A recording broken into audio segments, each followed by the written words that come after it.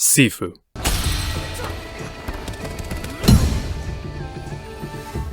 God, this game is so good. The kung fu action is so fast and expressive. Every move whips out with an amusing smack, from the fast jabs to the full power hits that knock enemies to the ground. Objects in the environment can be thrown, kicked, or used as melee weapons for added stopping power. With these tools in hand, combat becomes a rhythmic procession of quick and hefty blows, punctuated by a percussive when you land the finishing hit. Complementing this aggressive moveset is the means to block and parry incoming attacks, a defensive posture that helps build up the enemy's structure bar. Once this meter has filled, you can end your target with a takedown, a slick, cinematic reward for sufficiently weakening your foes. This basic kung fu repertoire offers the player some incredible fluidity and control, assuming they can get to grips with the game's mechanical depth and fight pace. Once you know the kind of maneuvers to pull and when to pull them, you can clearly identify and respond to various incoming threats.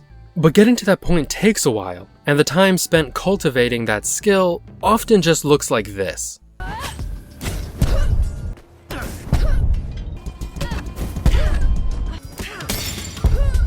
In recognizing how high the difficulty can be, Sifu instills within players a drive to get better. It wants you to play the game, not simply to completion, but to mastery. By now you're probably somewhat aware of Sifu's unique selling point. Each time the hero dies, she ages. The first time she dies, the death counter ages her by 1 year. The second time she dies, the death counter ages her by 2 years, and so on. While you can slow down the death counter, her age increases are permanent unless the player starts the level over again. Once our heroine ages over 70 years, the next death she sustains ends the game. The game does have systemic solutions for strengthening the hero. The skill tree has useful combos, techniques, and focus attacks that can turn the battles in your favor. While each level has 3 shine bonuses that offer a boost to health gains, structure gains, or weapon utility. But Sifu's true upgrade system involves more than filling out an ability list or finding all the secret treasures in every level. Sifu can feel a bit odd in that it doesn't just reward players for showing up, how something like Hades does.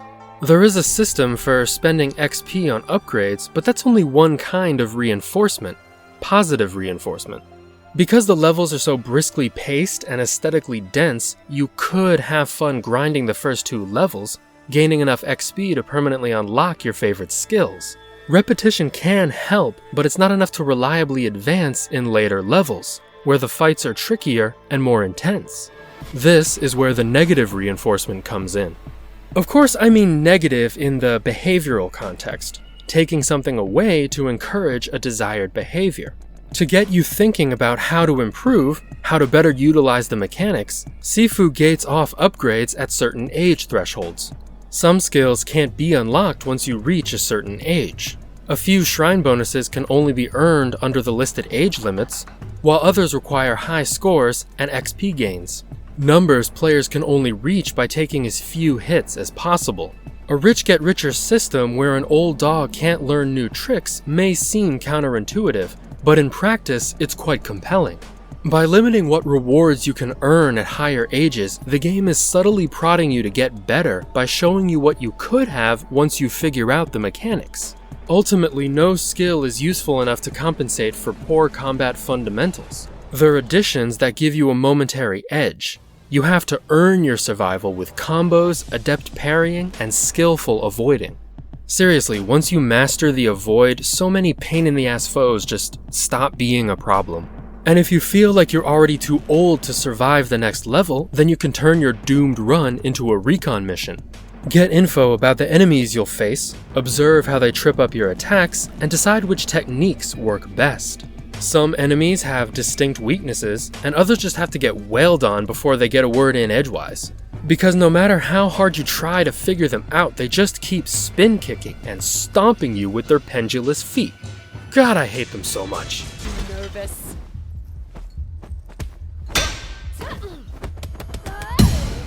It's this slight withholding that pushes eager players into obsession. The trim level design and eminent replayability work well with the constant reminder that you can always get better. You can take fewer hits, get a focus attack off more quickly, utilize the environment against a particularly tough opponent, and take advantage of all the rewards that Sifu keeps around for players who improve. If you want to bring a staff into your fight with Yang to avoid chip damage from his ratchet-ass nails, then invest in the weapon durability upgrade you only get if you're under 25. But Sifu being a dope-ass game wasn't up for debate. I'm more interested in the claims of Orientalism and cultural appropriation. Racism discourse always makes me sad because there's rarely an actual conversation. It's mostly an excuse for radicalized hobbyists to scream at writers of color who impugn the honor of product. Or it's white liberals who feel weird talking about a racist game, so they give a bare minimum nod to the issue despite having nothing to contribute. Good allyship means not centering yourself in conversations about marginalized people, but putting the educational burden on them isn't helpful either. Too often the phrase, "listen to marginalized people," becomes an excuse for white folks to deflect responsibility away from themselves and onto those who are already most harassed and exhausted by these topics. At some point, I need to understand the issues and educate my white audience on my own. Google being free and all that. And believe me, I did a lot of Googling to figure out what the big deal was. Because on my first impression, plot twist, I thought Sifu was about cultural appropriation. Well, it might have been about cultural appropriation, depending on how much credit you're willing to give the team at Slow Clap. If you're of the opinion that they're a bunch of racist hacks who coasted to stardom on the back of Chinese aesthetics, then you might just see a shallow pastiche. But if you have any benefit of the doubt left to give, then I think there's a robust narrative here. Maybe. Sorta. When talking about Sifu, much of what we typically think of as writing kinda sucks ass. The plot is a tissue-thin revenge story presented with no help from the dishwater-dull dialogue. Seriously, some of the game's most affecting sequences contain no speaking at all because they would have been totally ruined by line delivery like this. Get out of my way. Leave him to me. The hero is the worst offender, containing both the personality and striking power of a damp towel. However, for those willing to read between the lines for environmental storytelling, there's a lot about Sifu's narrative that reads as a critique of how cultural appropriation and the colonialist mindset have damaged Chinese culture and claimed Chinese lives. Maybe. After thinking back to English class and brushing up on my inference skills, I had to ask myself, am I pointing out the substance, or filling in the gaps where substance should have been? Is this all genuine inspiration, or did the depth appear by accident, when Slow Clap threw all their favorite Bruce Lee movies at the wall and coded what stuck? See, the kung fu films of Bruce Lee consistently explored Chinese national identity through physical resistance to colonialist violence. Sometimes from Westerners, sometimes from the Japanese. Kung Fu was seen as a source of Chinese tradition, masculine strength, and the power of heritage overcoming the imperialist idea of Chinese men. Emasculated, sickly, and undeserving of independence. Punching and kicking foreign usurpers was symbolic of the pride Lee felt as a hard Chinese man. Despite Lee's career being cut short by tragedy, he had a significant influence on the trajectory of Kung Fu cinema, like Donnie Yen, whose Yip Man movies articulated many of the same nationalist themes. Imperialist powers imposing themselves on Chinese culture, with a Kung Fu master using his superior skill to defend Chinese pride and affirm the right to self-determination. An anti-colonialist political statement served with a closed fist. Even Jackie Chan, who deliberately positioned himself as the anti-Bruce Lee, still used his martial arts expertise to flex on his Euro-American contemporaries. Jackie Chan doesn't need Hollywood special effects, he does his own stunts. From that point on, the future of action cinema was defined by the actors who rose to Chan's challenge, versus those who wrote bitter shit like this into their movies. What do you wear, size 3? Bring it, Happy Feet! Come on, don't bully Jet Li because the funny Chinese man made you feel insecure. That's just not cool. If Slow Clap cut and paste enough of that cinematic milieu together, then some of the themes probably remained intact for Sifu, right? Profundity by virtue of the source material it clipped from, right? Well, if you ask me, there's too much genuine creativity, thoughtfulness, and individual identity to chalk this up to stolen Chinese valor. The narrative, as lacking as it is in many regards, actually reflects how colonialism left a mark on the game's main antagonists. At its core, Sifu is about a Chinese martial arts master watching his students die, while his attackers steal a signifier of Chinese tradition for selfish gains.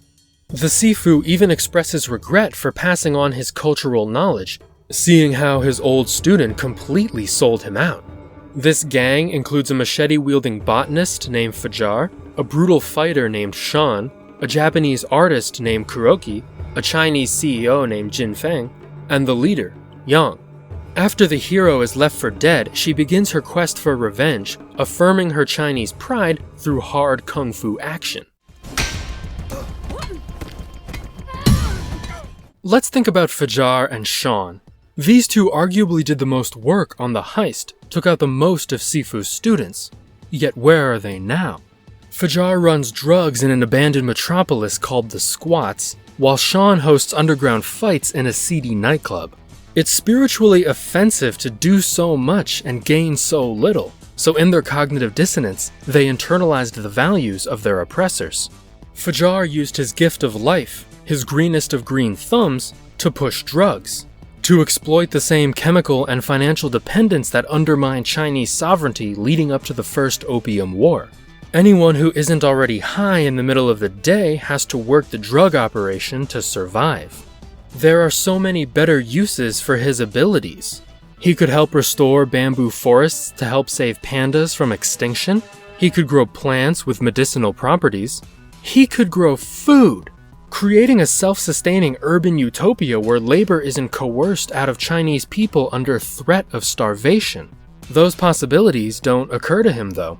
Probably because he's an empty vessel written by incurious writers from a colonizer nation.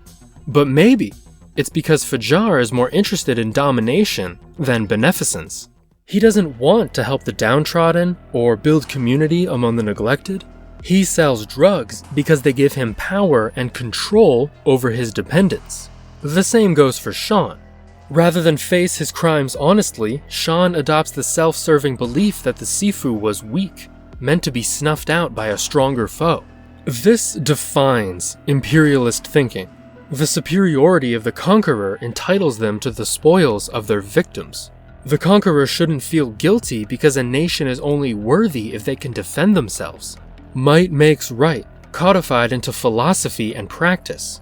He felt no remorse for robbing and killing a Chinese man because of the imperialist attitudes he internalized. Of course, Shan might just be a jerk with little else going on. I may have read too deeply into a story with no real ambition, but then I started playing through Kuroki's museum, and my doubts started to fade. The creators had a real point to make with this Japanese artist. Kuroki's exhibition is a monument to herself, a sprawling exploration of the grief she experienced after losing her twin sister. The installations reflect serious emotional turmoil, a loss that deeply unsettled her at an existential level. The hero can sneak an even more intimate peek at Kuroki's process once she gains access to the secret studio within the museum. Kuroki went through something deeply traumatic, and sitting with that pain resulted in the creation of some truly profound art. It's a shame that none of this introspection or profundity was ever aimed at the murders she helped commit. As I moved through the museum, I couldn't help feel a little insulted by the emotional transformation this woman was capable of, knowing that none of it was ever given to the Chinese family she eradicated. We literally travel inside this woman's head to hear her speak about the redemptive properties of water, a redemption she feels entitled to for having bore her soul to other wealthy socialites. This pool of self-justifying philosophy makes Kuroki's reflections seem deeply insincere. The emphasis on abstract sensation and symbolism protects her ego from facing down her real crimes, hence her focus on twins. It's how she can still think of herself while ostensibly thinking of others. Her awareness of suffering and grief is drastically limited by self-absorption, an unwillingness to see what she isn't personally connected to. So much so that her goons scold you for demanding accountability, as though doing so would mean debasing herself for the unworthy. Who am I to disturb her serenity? Well, much like the rest of the exhibition, I am her creation. While some critics use this allusion to Oldboy as evidence of the game's shallowness, I think it's more than just a nod to the team's favorite fight scene. I think the hallway fight took on its own meaning in Kuroki's museum. The fight juxtaposes the truth Kuroki revels in with the reality she tries to avoid. Loss. Expressing the pain a soul feels when facing down the darkness of loss is considered one of art's never-ending quests for creativity through pain. Death transcends time, space, and culture. It binds us as humans. Death is universal. I mean, it's cute to think that death functions as a drive to create something that can serve her interests. It's a shame that Yang's massacre prevented death from becoming a catalyst for new life. Were it not for Kung Fu, that final connection to her Sifu, loss would have forced the hero into obscurity, poverty, hopelessness, or one of Fajar's drug gangs. Pain. Birthing art requires an artist to give something of themselves to their creation. Their soul, their flesh, their blood is imprinted upon the canvas as a testimony of the pain the artist must endure to create. The ultimate irony being that Kuroki created the hero when she helped Yang kill the Sifu, exposing how differently she treats her intended versus unintended creations. What pain is she willing to endure for the Chinese girl she orphaned? No, the girl isn't welcome to her performed vulnerability, as though the title of tortured artist loses its appeal when her muses live to challenge her narrative. As such, the hypocrisy of anger and rage should be self-evident. Art is a sanctuary for Kuroki's frail ego. It's a palace of gentle self-assurance created to comfort her, a reflection of the world where all her negative emotions can exist in their most aesthetically pleasing, cognitively affirming, and financially lucrative forms. She can build layers of calm validation while guarding her cloistered conscience with dutiful admirers. And from this peaceful place, she can hate you for reminding her of how she got there. But you can shatter this facade. Your dedication to your Sifu has proven stronger than those who sought his death. Your actions in the foreground speak clearer and more honestly than the art in the background. You've also hopefully figured out how to parry and avoid, otherwise prepare for some embarrassingly fast beatdowns.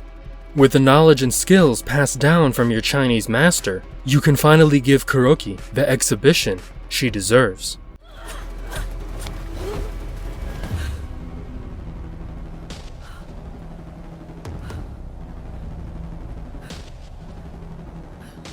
Which doesn't have to mean killing her. See, that's the difference between someone who really understands martial arts and someone who only thinks about wielding a weapon to destroy their enemies. As much as Fajar, Shan, Kuroki, and Jinfeng might have deserved their deaths, going down a path of ruthless violence means killing a man who actually might have had a point. The rebirth mechanic that makes up Sifu's unique selling point would actually make for wonderful medicine. Imagine curing any ailment, injury, or disease instantly, and it would only cost you 1 year of your life. It's a miracle. No wonder Yang fought against keeping this a secret. Wouldn't you challenge death itself? Like, he may be an arrogant dick who fights like a demon, but in exchange for the life he took, he spent the next 8 years as a healer. On some level, he understands Kung Fu and the culture around it, probably because he's the one who taught it to you. He had a hand in the cultural connection that saved your life. So instead of a tool for war, Kung Fu can be a philosophy of self-improvement, a dedication to the craft of physical excellence and personal control. With that control, you can show others their wrongdoing, exist as a symbol of a world where ruthless domination is not the only language. A dead traitor is a dead traitor, but someone you choose to save can be held accountable for their own rebirth. You can show them what true strength looks like. Show them how a master takes responsibility for themselves and becomes better through determination. When her fists have finished flying, those same hands can guide others to Wu Dai.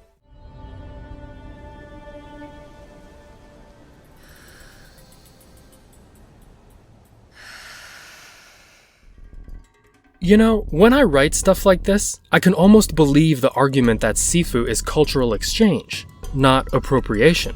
That someone from France could really knuckle down and find some incredible insights in Chinese culture. There's only one problem though. I made all that stuff up. I'm not saying I don't interpret the story this way. I do, and I like the game better through this lens. But I still made it up. This isn't a relevant analysis of Chinese culture, I'm just gushing about a kung fu game. And that's the problem with white artists making games about Asia, and white critics lavishing them with praise. It's white people dominating art with our imagined interpretation of Asia. Occidentals praising other Occidentals for mimicking the Oriental stuff that makes us go, "Ooh, pretty," without complicated discussions of Asian life in the 21st century. Like how Bruce Lee's identity as a rich Chinese-American movie star from Hong Kong complicates his ability to represent the global Chinese community. Which is fine, man's allowed to use cinema to explore his identity, but I don't think he expected white nerds to act like Chinese culture begins and ends with him. If so, he might have tried to include more Chinese signifiers in his movies. He might have cut back his vilification of the Japanese, at a time when other Asian Americans wanted a unified coalition against white supremacy, instead of relitigating old conflicts. He might have explained why he never fought with guns, despite the fact that the Chinese invented gunpowder. It seems like reaffirming a Chinese national identity shouldn't involve stripping the country of its scientific accomplishments. The critics of Sifu are critiquing the predominance of white imagination in the depiction of Asians. And in a racially unequal society, the white imagination forces itself to become the truth. Or at least the only truth that other white people will pay for or recognize in award ceremonies. Good intentions or not, the white imagination often leaves actual Asians in the lurch. White imagination objectifies Asian bodies with fantasies that are either unattainable or harmful to Asian people. White imagination invests heavily in recreating popular Japanese stories, while also believing that Japanese heroes won't sell, even though the Japanese heroes made those stories popular in the first place. White imagination reduces Chinese spirituality to gift shop baubles, and replaces their philosophy with shallow approximations. This can prop up reactionary authority, like Japanese nationalists co-opting samurai imagery, or Chinese soccer fans waging a war on pretty boys. Yet all this appreciation for Chinese art never actually softens the xenophobia aimed at Chinese games made in China. It must suck for Chinese writers to hear that cultural appropriation comes from a place of love, only to get mobbed when they try to recommend games from China. Like, how can you say, support diversity in games, and burn your bridges with China in the same breath without instantly dying from an irony aneurysm? As if American companies needed China's help being homophobic, racist data thieves who screw their customers and uphold the status quo. So for those people arguing that Sifu is an example of cultural exchange, I have to ask what is actually being exchanged. Because the product on offer is a watered-down pastiche of Asian action cinema processed through a team of some admittedly talented fanboys. It's not really a cultural exchange if the only goal is just to copy China's homework in a way that's good enough for Western gamers, no matter the corners they cut depicting Chinese culture or supporting Chinese artists. And yes, good enough is all gamers want. You'll hear them say they don't care about politics, racism, or social justice, they just want to know if the game is good. Talk about the game without the agenda. That, right there, is exactly the attitude behind Orientalism. The commercialization and consumption of Asian aesthetics, signifiers, and resources while undervaluing Asian people and their compensation. Wanting to have fun with their toy without thinking of the people and cultures they're playing with. The messed up part is that perverse incentives in the international market encourage Asian businesses to serve the interest of global consumers, transforming their regional differences into commodities for world consumption. Yuan Shu quotes Masao Miyoshi's use of the term multicultural management, where the pressure to self-commoditize is reinforced by the economic benefits of exporting culture as tchotchkes for undiscerning global patrons.